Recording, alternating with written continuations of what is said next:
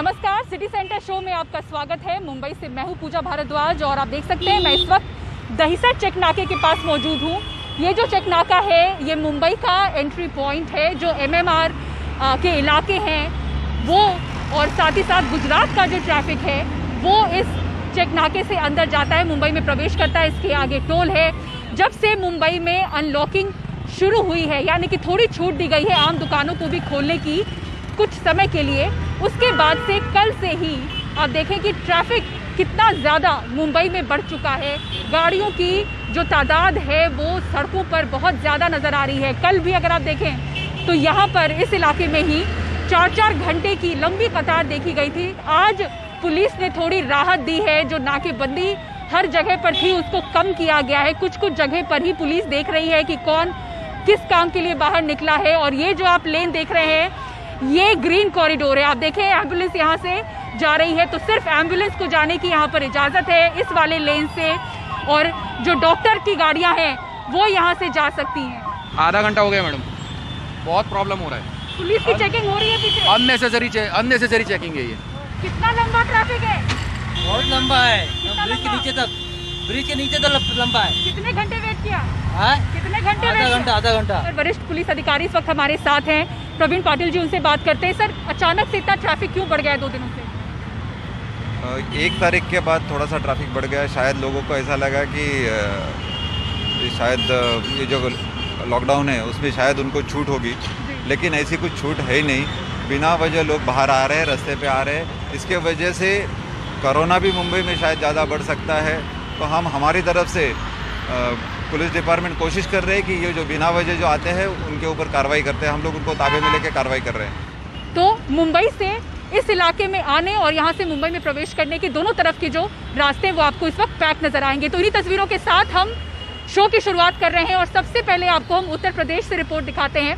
उत्तर प्रदेश के बुंदेलखंड के महोबा के एक अनुसूचित जाति के युवक ने थाने में तहरीर दी है कि 74 साल से आज़ादी के समय से अभी तक उसके गांव में अनुसूचित जाति का कोई भी युवक घोड़े पर नहीं बैठ सका है। वो घोड़े पर बैठना चाहता है, बैठकर ही बारात जाना चाहता है, इसलिए उसे सुरक्षा चाहिए। पुलिस से उसे सुरक्षा का भरोसा दिया गया है, लेकिन इसी बीच बारात पर हमले की धमकी दबंगों ने दे दी है। कमाल खान की रिपोर्ट देखिए।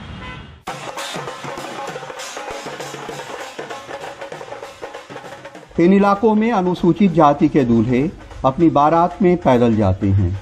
इसके पीछे जातिवादी और सामंतवादी सोच ये है कि घोड़े पे बैठ के वे सबके बराबर हो जाएंगे, दूल्हा बन के धूल मिट्टी में पैदल चलेंगे तो औकात में रहेंगे। अब माधवगंज गांव का अलग इस सोच से बगावत पे आमादा है।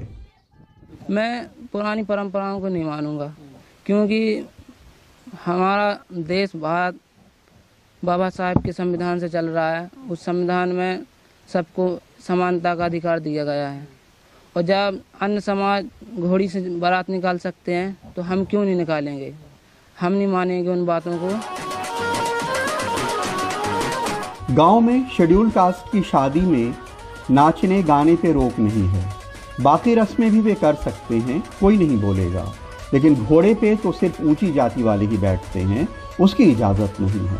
अलख के पिता गयादीन की शादी 52 साल पहले हुई थी, तब भी घोड़ी चढ़ने की इजाजत नहीं थी, आज भी नहीं है। मेरी भी बारात पैदल दूल्हा नकाशी की, मेरी भी बारात पैदल निकली, और भी हमसे बड़े बूढ़े बुजुर्ग हैं उनकी भी बारातें पैदल निकली। रछवाई पैठाई में घोड़ी पे नहीं बैठने दिया। अगर मेरे बेटे की शादी घोड़ी पे बैठ के रछवाई फेरेगी तो सब जितने हमारे परिवार और समाज के हैं सबके भी गैल खुल जाएगी। सबके लिए दूल्हा निकासू घोड़ी से जाएगी बारात। अलख के घर शादी का माहौल है। आंगन में शादी के बुंदेलखंडी गीत गाए जा रहे हैं। कार्ड भी छपके आ गए हैं। मेहमानों के नाम लिख डाक में भेजे जा रहे हैं। अपनी हैसियत के मुताबिक शादी का जोड़ा जामा भी बनवाया है, उसकी माँ हमें दिखाती है।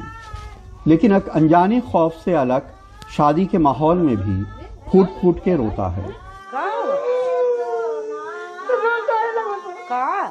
बेटे की इच्छा है तो हमारी इच्छा है, तो हम कह रहे बेटा जैसे चाहे उसको करेंगे, तो घबरा मत। अलख के गांव में जिंदगी बदस्तूर चलती है। कुछ मेमने चारागाह में चुहल करते हैं, कुछ बच्चे गांव की गलियों में टायर दौड़ाते हैं, कुछ कंचे खेलने में मशगूल हैं, कंचों पे यूं निशाने लगाते हैं मानो दुनिया जीत लेंगे। लेकिन अगर अलग घोड़े पे नहीं बैठ पाया तो शायद ये भी जवान होके पैदल बारात लेके जाएंगे। कभी कहा गया कि शूद्र चाहे खरीदा गया हो या नहीं, लेकिन उसका जन्म ही ब्राह्मण का दास बनने के लिए हुआ है। कभी उसके जिस्म के पिछले हिस्से पे झाड़ू बांध दी गई ताकि चलते हुए उसके अशुद्ध पैरों के निशान मिट जाएं, और कभी उसकी औरतों के जिस्म के ऊपरी हिस्से को ढकने पे टैक्स लगा दिया गया। लेकिन अगर आज़ादी के इतने दिन बाद भी ये हो रहा हो तो ये शर्मनाक है। महोबा में इरफान पठान और राजेश गुप्ता के साथ कमाल खान, NDTV इंडिया। 12वीं की परीक्षा न कराने के प्रधानमंत्री के फैसले से छात्रों में खुशी है, लेकिन छात्र इस बात से चिंतित है कि मूल्यांकन किस आधार पर होगा। NDTV को मिली जानकारी के अनुसार CBSE मार्किंग को लेकर 2 विकल्पों पर विचार कर रहा है। सौरभ शुक्ला की रिपोर्ट देखिए। प्रधानमंत्री मोदी ने CBSE से कहा है कि छात्रों के हितों को ध्यान में रखते हुए उनकी मार्किंग की जाए, जिसके बाद से CBSE 2 विकल्पों पर विचार कर रहा है। पहला विकल्प आकलन पिछली 2 कक्षाओं 10वीं और 11वीं की फाइनल परीक्षाओं और 12वीं की आंतरिक परीक्षाओं पर आधारित हो, या 10वीं की कक्षा के बोर्ड के नतीजों को और 12वीं की कक्षा के आंतरिक आकलन को कुछ वजन दिया जाए। अप्रोक्सीमेटली 2 वीक्स या उसके थोड़े दिन आगे पीछे हमें निर्णय लेने की स्थिति में रहेंगे। ये प्रोसेस हायर इंस्टीट्यूट्स की, यूनिवर्सिटीज की, कॉलेजेस की, फॉरेन इंस्टीट्यूट्स की प्रोसेस स्टार्ट होने के पहले हमारी मार्कशीट बच्चों के हाथ में होगी, हमारा रिजल्ट पेरेंट्स और बच्चों के पास होगा। 17 साल के 12वीं के छात्र अंकित मोहपात्रा परीक्षा न कराने से खुश तो हैं, पर इस बात को लेकर चिंता में हैं कि मूल्यांकन किस आधार पर होगा।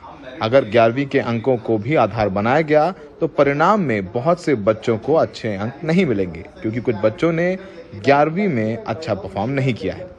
सर 11th में मेरा तो बहुत ही बेकार रिजल्ट था। आफ्टर ऑल मैंने अच्छा नॉलेज गेन किया था, बट मेरे मार्क्स वैसे नहीं थे, तो मुझे नहीं पता कि क्या होगा। आफ्टर ऑल सिचुएशन कैसे रहेंगी, मार्क्स कैसे लेंगे वो लोग, तो बस 11th में मेरे मार्क्स इतने अच्छे थे नहीं, तो अब वही स्ट्रेस है कि अगर उन बेसिस पे देखें तो मैंने इस साल ज़्यादा प्रिपेयर करा था अच्छे मार्क्स लाने के लिए। एंट्रेंस होता तो ऑब्वियसली एक बेटर रहता, क्योंकि मैं उसमें अपने आप को ज़्यादा प्रूव कर पाता। CBSE की तरफ से बच्चों को ये विकल्प भी दिया जाएगा कि वो अगर CBSE के मूल्यांकन से संतुष्ट नहीं है तो परीक्षा भी दे सकते हैं।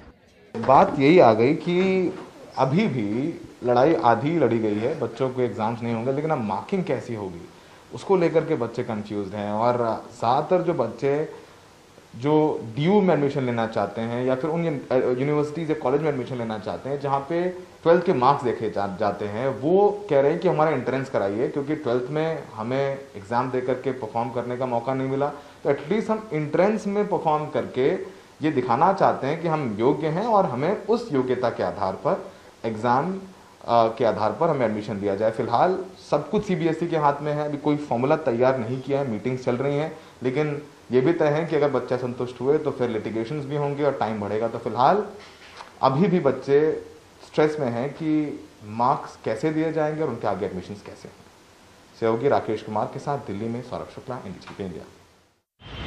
12वीं की परीक्षा रद्द होने के बाद दिल्ली विश्वविद्यालय जैसे केंद्रीय विश्वविद्यालयों में दाखिला कैसे होगा, इस बात को लेकर माथापच्ची चल रही है। दिल्ली विश्वविद्यालय ने साफ कर दिया है कि इस बार भी मेरिट के आधार पर दाखिला होगा। रविश रंजन शुक्ला की रिपोर्ट। CBSE की 12वीं की परीक्षा रद्द होने के बाद दिल्ली विश्वविद्यालय के कार्यवाहक वाइस चांसलर दाखिले की प्रक्रिया पर चर्चा कर रहे हैं। हालांकि इस साल central university common entrance test कराने का प्रस्ताव था, लेकिन कोरोना वायरस की आपदा के बाद अब फिलहाल दिल्ली विश्वविद्यालय मेरिट के आधार पर ही दाखिला देने की प्रक्रिया की तैयारी में जुट गया है। दिल्ली विश्वविद्यालय भारत सरकार के इस निर्णय के साथ है। दिल्ली विश्वविद्यालय में प्रवेश लेने के लिए एक एडमिशन कमेटी है, स्टैंडिंग कमेटी है, एकेडमिक काउंसिल है। हमारी इन सब कमेटीज़ की निश्चित बैठक होगी और उसमें जो भी इस परिस्थिति के कारण उत्पन्न स्थितियों में जो भी सर्वोत्तम निर्णय होगा वो हम लेंगे, ताकि स्टूडेंट्स को कम से कम परेशानी हो।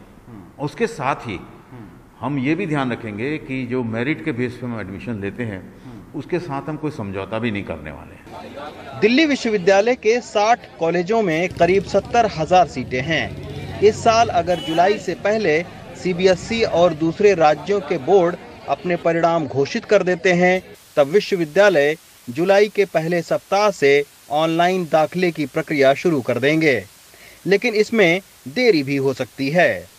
हमारा जो मेन रेफरेंस पॉइंट होता है सीबीएसई ही रहता है, लेकिन हम पूरे देश के प्रति प्रतिबद्ध हैं, तो हम नहीं चाहते हैं कि देश के किसी भी हिस्से में किसी भी बोर्ड के रिजल्ट किसी भी वजह से अगर देर से आ रहे हैं तो उनके छात्र वंचित रह जाएं। तो हम अपनी तरफ से पूरी तरीके से कोशिश करेंगे कि देश के जितने भी लगभग बोर्ड्स हैं उनके रिजल्ट्स हमारे सामने उपस्थित हों। इसको देखते हुए हो सकता है कि जो प्रवेश की प्रक्रिया है वो थोड़ी सी देर से शुरू हो। हालांकि विश्वविद्यालय का एक वर्ग बिना 12वीं परीक्षा कराए अंक देने के मामले में आशंकित है। उनका मानना है कि अगर मूल्यांकन स्कूल के नंबरों के आधार पर हुआ तो अच्छे कॉलेजों के दाखिले का स्तर नीचे जाएगा। दरअसल तमाम सारे छात्रों की ये शिकायत थी कि कई सारे राज्यों के शिक्षा बोर्ड में पढ़ने वाले छात्रों के जो नंबर हैं उनके परसेंटेज बहुत हाई होते थे। तो इसी के चलते all India central universities common entrance test को करवाने का प्रस्ताव दिया गया और इस साल उस टेस्ट को करवाने की उम्मीद भी थी, लेकिन कोरोना के चलते अब फिलहाल उस टेस्ट के भविष्य पर सवालिया निशान हैं। इससे उन छात्रों को ज़रूर निराशा हाथ लगी है जो इस टेस्ट के ज़रिए अच्छे कॉलेजों में दाखिला पाने की उम्मीद पाले हुए थे। फिलहाल परीक्षा रद्द करने का असर आने वाले दिनों में उच्च शिक्षा के दाखिले से लेकर उसके परिणाम तक पर दिखेगा। नई दिल्ली से शशिकांत के साथ रवीश रंजन शुक्ला, एनडीटीवी इंडिया। दिल्ली में अनलॉक होने के साथ ही अब वैसे लोग लौटने लगे हैं जो लॉकडाउन की वजह से दिल्ली मजबूरी में छोड़कर चले गए थे। दिल्ली के आनंद विहार में यूपी, बिहार, पश्चिम बंगाल से बड़ी संख्या में लोग आ रहे हैं। आनंद विहार से शरद शर्मा की एक ग्राउंड रिपोर्ट देखिए।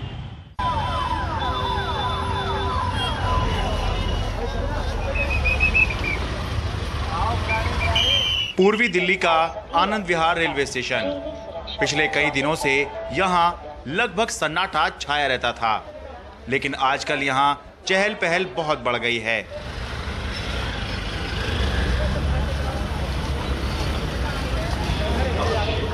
दिल्ली में अनलॉक की शुरुआत के साथ ही उत्तर प्रदेश, बिहार और पश्चिम बंगाल से रोजाना अच्छी खासी संख्या में वो मजदूर या मेहनत मजदूरी करने वाले लोग लौट रहे हैं जिन्होंने लॉकडाउन के समय मजबूरी में अपने अपने मूल निवास का रुख कर लिया था।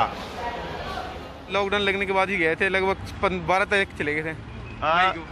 अच्छा, लॉकडाउन लगने के बाद गए? हाँ, लॉकडाउन लगने के बाद चले गए थे। अच्छा, तो क्या काम करते हैं आप यहाँ पर? एक्सपोर्ट में। अच्छा, एक्सपोर्ट में है। अच्छा, काम धंधे बंद हो गए थे तो इसलिए जो है। हाँ, अब धीरे धीरे खुल रहा है, तो उसके बाद फिर जा रहा हूँ। यहाँ थोड़ा गाड़ी का प्रॉब्लम है, बस उसकी, तब रिजर्व करना पड़ेगा या कोई ऐसी। एक्सपोर्ट फैक्ट्री में काम करते हो? हाँ, एक्सपोर्ट फैक्ट्री में। अच्छा, तो क्या नौकरी पक्की है या आप जाके फिर काम ढूंढेंगे? नहीं, पक्की नहीं है, ढूंढना पड़ेगा जाके। कहाँ से आ रहे हैं? बिहार से आ रहे हैं। बिहार में कहाँ से? सीतामढ़ी से। सीतामढ़ी। कब गए थे आप सीतामढ़ी? 10 तारीख गए थे। 10 मई में? हाँ जी। तो क्या लॉकडाउन के चलते ही गए थे? हाँ जी, काम से बंद में चला गया था। अच्छा, क्या काम करते हैं? वेल्डिंग काम करते हैं। कलकत्ता से आ रहे हैं। कलकत्ता से? कलकत्ता में रहते हैं आप लोग से? तो यहाँ पर क्या करते हैं? ई रिक्शा चलाते हैं। E rickshaw. तो गए कब थे यहाँ से? गए थे 1-1.5 महीना हो रहा है। जब लॉकडाउन लगा था तब गए थे? हाँ। अच्छा। 20 तारीख को गए थे। हाँ, मतलब तब लॉकडाउन ही लगा था। हाँ। ठीक है, तो अब किस उम्मीद के साथ वापस आए हैं? काम काज करेंगे सर, आगे काम काज करिए, रिक्शा चलाने के लिए आया। नरेंद्र कुमार उत्तर प्रदेश के श्रावस्ती से 2 महीने बाद लौटे हैं। बताते हैं कि लॉकडाउन के डर से होली पर ही अपने घर चले गए थे। नांगलोई में रहते हैं, रिक्शा चलाते हैं। इस उम्मीद के साथ लौटे हैं कि फिर से काम मिलेगा और 2 वक्त की रोटी भी मिलेगी। अब किस उम्मीद के साथ अब वापस आए हैं जब दिल्ली आ गए हैं आप? जी, पेट के लिए आया हूँ। पेट के लिए? क्या करें सर। प्रहलाद कुमार पटना से अपने परिवार के साथ लौटे हैं। दिल्ली में सरकार ने कंस्ट्रक्शन साइट पर मजदूरों को काम करने की इजाज़त दी है। प्रहलाद राजमिस्त्री का काम करते हैं। काम की उम्मीद में आया सर। अच्छा, क्या अब लॉकडाउन खुल गया तो आप काम मिलेगा? हाँ सर। तो अभी क्या करेंगे? अभी आप काम जाकर काम ढूंढेंगे या फिर तय है ठेकेदार से बात हुई है कुछ? नहीं, ढूंढेंगे सर। लॉकडाउन में बहुत से लोगों ने फल सब्जी बेचकर अपना गुजारा किया, ये सोचकर कि बाकी सब काम तो बंद हैं, सरकार ने केवल इसी की इजाजत दी है। शत्रुघ्न गुरुग्राम में सब्जी बेचते थे, लेकिन फिर भी अपना काम बंद करके बिहार के मुजफ्फरपुर जाना पड़ा। सुनिए क्यों। ना पुलिस सब मारता था डंडा से ना। अच्छा, बेचने नहीं देता था ना। अच्छा, तो कहाँ से गुरुग्राम में आप बेचते थे? कौन से सेक्टर में? तो सब्जी वाला का हाथ फुला दिया, गर्दन में मारा था, सब भाग गया। मार्च अप्रैल के महीने में नाउम्मीदी और आशंकाएं थी, तो मजबूरन लोगों को जाना पड़ा। अब जून के महीने में उम्मीद बन रही है, इसलिए बहुत से लोग आ चुके हैं, बहुत से आ रहे हैं और लगता है बहुत से हालात देख कर आएंगे। जो लोग मजबूरी में गए थे अब उम्मीदों के साथ वापस आ रहे हैं। ये एक सुखद तस्वीर तो है, लेकिन इन लोगों के लिए समस्याएं और संघर्ष अभी बाकी हैं, क्योंकि अनलॉक की अभी महज शुरुआत भर हुई है, पूरी अर्थव्यवस्था खुलना अभी बाकी है।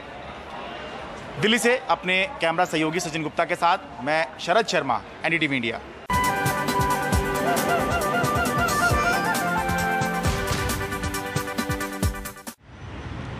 मुंबई की दहिसर पुलिस ने एक ऐसे हत्याकांड का खुलासा किया है जिसे कोई भी सुनकर दंग रह जाए। 27 साल की एक महिला ने अपने पति की गला दबाकर हत्या कर दी, इसमें उसका प्रेमी भी शामिल था। इस हत्या के बाद अपने घर के अंदर ही जमीन में अपने पति को उसने गाड़ दिया।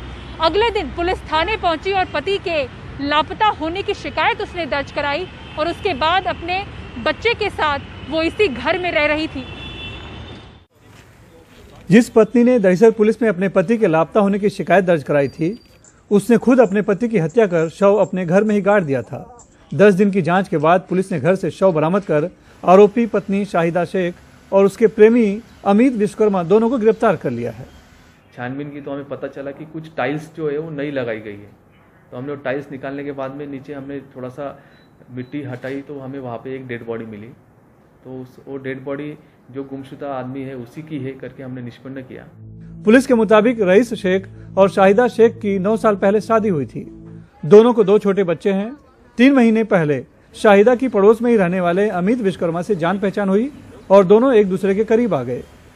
रईस ने जब इस पर ऐतराज जताया तो पत्नी ने प्रेमी के साथ मिलकर 21 मई की रात उसकी हत्या कर दी। अभी तक के इन्वेस्टिगेशन में ऐसे पता चल रहा है कि ये फुल पहले से प्लानिंग करके उन्होंने ये सब मैंने पूरा घटना को इंतजाम किया है।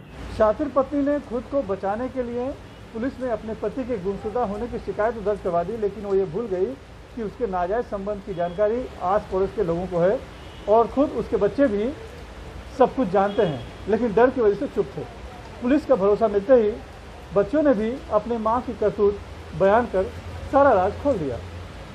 मुंबई से कैमरामैन संजय मंडल के साथ सुनील सिंह, एनडीटीवी इंडिया के लिए। तकरीबन 1 साल की तफ्तीश के बाद आखिरकार बेंगलुरु पुलिस ने 1 साल के बच्चे को उसके असली माँ बाप से मिलवा दिया। इस बच्चे को एक महिला डॉक्टर ने 14 लाख रुपए में एक दंपत्ति को सरोगेट बच्चा बताकर बेच दिया था।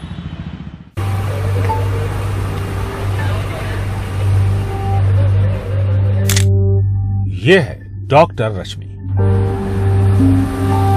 पुलिस के मुताबिक बेंगलुरु के इसी अस्पताल से इसने एक नवजात शिशु को उसके जन्म के कुछ घंटों बाद ही चुरा लिया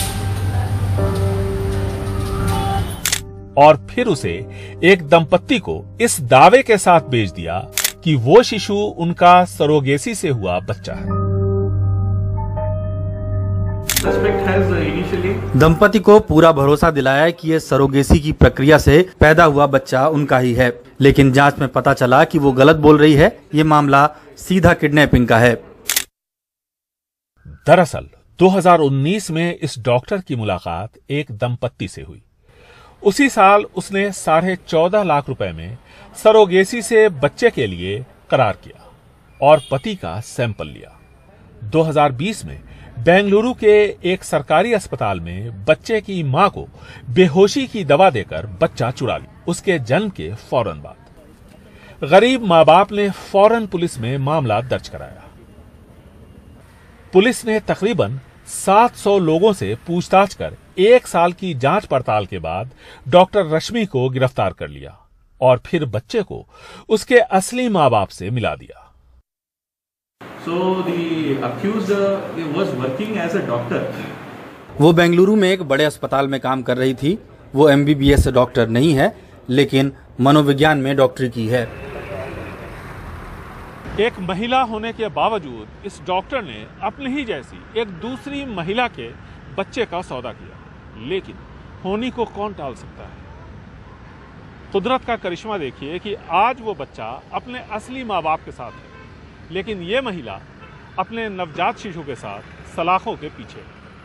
बेंगलुरु से कैमरामैन कुमार के साथ Nihal Kidwai, NDTV India. Dahisar check नाके से सिटी सेंटर की पूरी टीम को दीजिए इजाजत। खबरों के लिए देखते रहें NDTV इंडिया। नमस्कार।